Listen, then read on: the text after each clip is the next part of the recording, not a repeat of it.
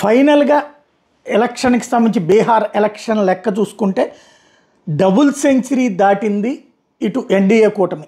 90 సీట్లు Bharatiya Janata party, JDU 84, LJP 19, ఇతర కూటమిలోని సభ్యులు 9 గెలుచుకున్నారు.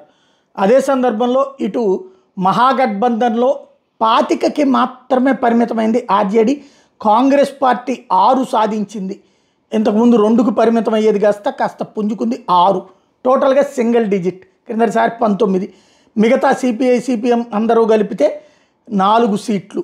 ఓవరాల్గా మహాగఠబంధన్ 35, ఎన్డీఏ 202. 202కి 35కి అసలు పొంతన లేదు.